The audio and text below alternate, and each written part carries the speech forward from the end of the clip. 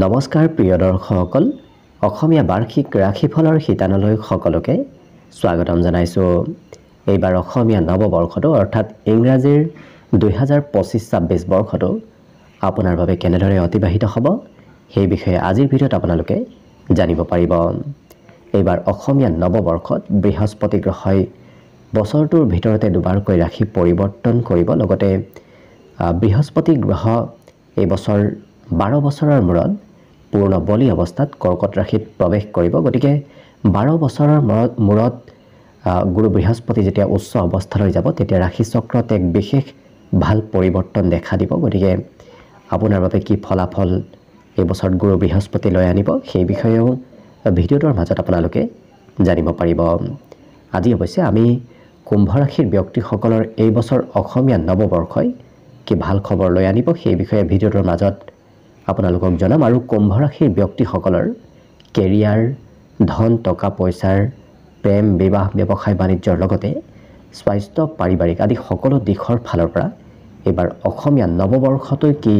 ফলাফল দিব সেই বিষয়ে আজিৰ ভিডিঅ'ত আপোনালোকে জানিব পাৰিব। প্ৰথম অৱশ্যে গুৰু বৃহস্পতিৰ ৰাশি পৰিৱৰ্তন হ'ব 15 মে'ত আৰু দ্বিতীয় ৰাশি পৰিৱৰ্তন হ'ব 19 অক্টোবৰ তাৰিখে। 19 অক্টোবৰ তাৰিখে পূৰ্ণ বলি অৱস্থাত অৰ্থাৎ উচ্চ অৱস্থাত গুৰু বৃহস্পতি কৰ্কট ৰাশিত প্ৰৱেশ হ'ব। গতিকে আহক আজি ভিডিঅ'টোত আমি আপোনালোকক জনাওঁ কেনেধৰণৰ ফলাফল আপুনি এই বছৰত লাভ কৰিব। অৱশ্যে ভিডিঅ'টো আৰম্ভ কৰাৰ পূৰ্বে আপোনালোকলৈ এটা বিশেষ অনুৰোধ যে ভিডিঅ'টোত এটা লাইক কৰিব আৰু যদি আজি প্ৰথমবাৰৰ বাবে এই চেনেলটোলৈ আহিছে তেতিয়াহ'লে চেনেলটো ছাবস্ক্ৰাইব কৰি কমেণ্ট বক্সত ওম নমঃ শিৱায় লিখিবলৈ একেবাৰে নাপাহৰিব। এইবাৰ অসমীয়া নৱবৰ্ষৰ আৰম্ভণিতে অৰ্থাৎ 15 মে' তাৰিখে গুৰু বৃহস্পতি আপোনাৰ ৰাশিৰ পৰা পঞ্চম স্থানত প্ৰৱেশ কৰিব। পঞ্চমত গুৰু বৃহস্পতি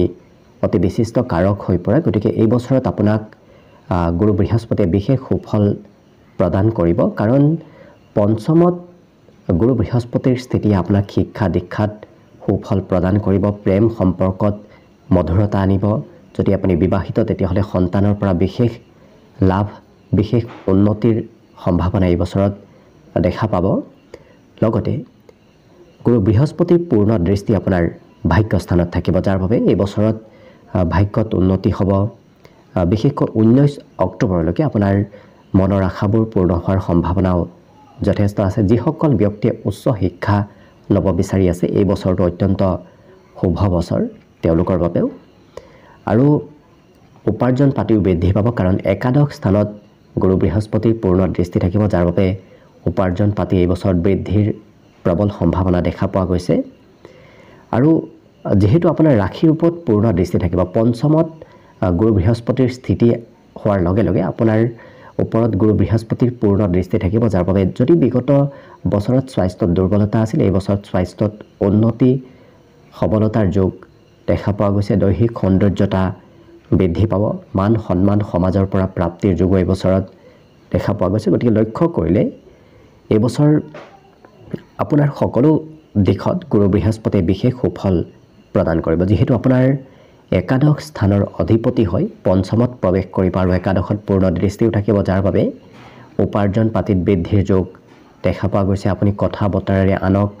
প্ৰভাৱিত কৰিব পাৰিব, কাৰণ আপোনাৰ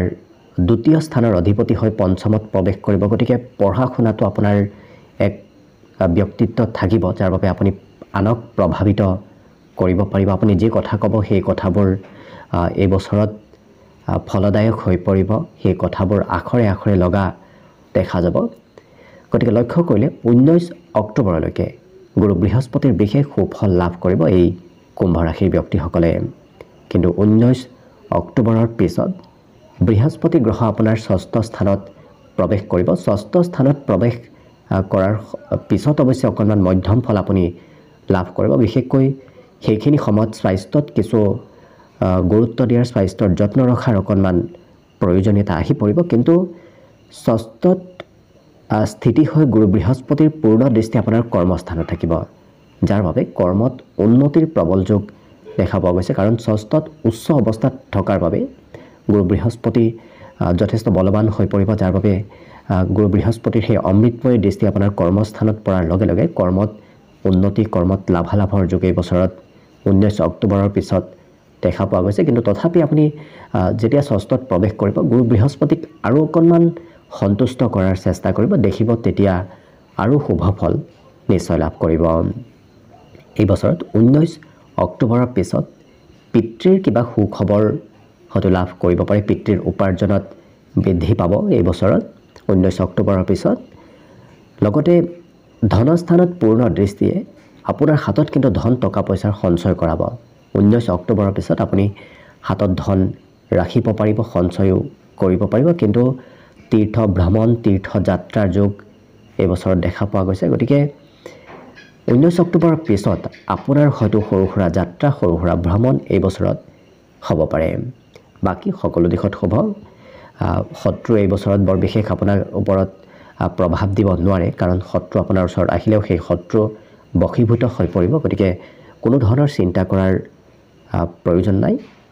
কিন্তু মাজে সময়ে আপুনি 19 অক্টোবৰৰ পিছত বৃহস্পতিবাৰ পালন কৰাৰ চেষ্টা কৰিব বৃহস্পতিবাৰ পালন কৰিলে দেখিব আৰু অকণমান শুভ ফল আপুনি নিশ্চয় লাভ কৰিব একেদৰে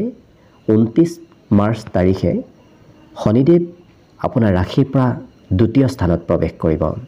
অৱশ্যে ধনস্থানত শনিদেৱৰ স্থিতি দীঘলীয়াভাৱে থকাটো শুভদায়ক কিন্তু আৰম্ভণিৰ সময়খিনিত আপোনাৰ হাতত আপুনি সঞ্চয় কৰিব নোৱাৰিব কাৰণ যেতিয়াই আপোনাৰ ধনস্থানত প্ৰৱেশ কৰিব প্ৰৱেশ কৰাৰ লগে লগে হয়তো হাতত ধন ৰাখিবলৈ কিছু অসুবিধা হ'ব পাৰে কিন্তু দ্বিতীয় স্থানত বহি একাদশত পূৰ্ণ দৃষ্টি দিব যাৰ বাবে শনিদেৱে মাজে সময়ে হয়তো আহিবলগীয়া ধন অকণমান পলম কৰাব পাৰে ঘৰৰ যদি কিবা কাম চলি আছে সেই কাম বনবোৰত অকণমান পলম এই বছৰত হ'ব পাৰে কিন্তু অষ্টমত পূৰ্ণ দৃষ্টি আপোনাৰ কিছু স্বাস্থ্য পাতিটো অকণমান প্ৰভাৱ পেলাব পাৰে কাৰণ শনিদেৱৰ দৃষ্টিয়ে অকণমান স্বাস্থ্যত মাজে সময়ে প্ৰভাৱ পেলাব গতিকে যিমান পাৰে আপুনি শনিদেৱৰ প্ৰতিকাৰ কৰিব প্ৰতিকাৰ হিচাপত আপুনি প্ৰতি শনিবাৰে হনুমান চালিচা পাঠ কৰাৰ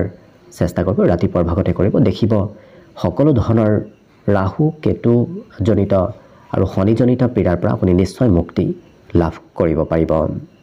একেদৰে 18 মে'ত ৰাহু আপোনাৰ ৰাশিত প্ৰৱেশ কৰিব যাৰ বাবে ৰাহু ৰাশিত প্ৰৱেশ কৰাৰ লগে লগে স্বাস্থ্যৰ ফালৰ পৰা অকণমান সেইখিনি সময় মধ্যমদায়ক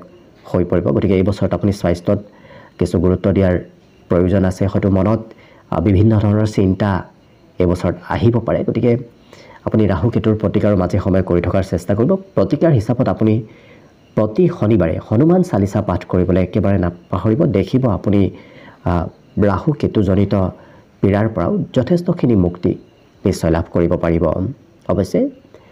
ৰাহুৰ দৃষ্টি আপোনাৰ শিক্ষাস্থানতো থাকিব যাৰ বাবে মাজে সময়ে যেতিয়াই চন্দ্ৰ ৰাহুৰ নক্ষত্ৰত প্ৰৱেশ কৰিব তেতিয়াই হয়তো মাজে সময়ে সেই 18 মে'ৰ পিছত পঢ়া শুনাত অকণমান ধৈৰ্যৰ পৰিমাণ কমিব পাৰে হয়তো মাজে সময়ে প্ৰেম সম্বন্ধতো মতভেদ চলিব পাৰে কিন্তু ব্যৱসায় বাণিজ্যত আকস্মিক উন্নতি দিয়া এই বছৰত ৰাহুৱে দেখা যাব গতিকে আপুনি যদি ব্যৱসায় কৰি আছে আকস্মিক উন্নতি প্ৰাপ্তিৰ সম্ভাৱনা দেখা পোৱা গৈছে বাকি কেতু আপোনাৰ 18 মে'ৰ পিছত যেহেতু সপ্তমত প্ৰৱেশ কৰিব যাৰ বাবে বিবাহৰ আগে আপুনি কেতুৰ প্ৰতিকাৰ কৰাৰ চেষ্টা কৰিব যদি এই বছৰ আপুনি বিবাহ কৰিম বুলি ভাবি আছে তাৰ আগতীয়াকৈ কেতুৰ কিছু প্ৰতিকাৰ কৰাৰ চেষ্টা কৰিব ভালদৰে প্ৰতিকাৰ কৰিব আৰু প্ৰতি শনিবাৰে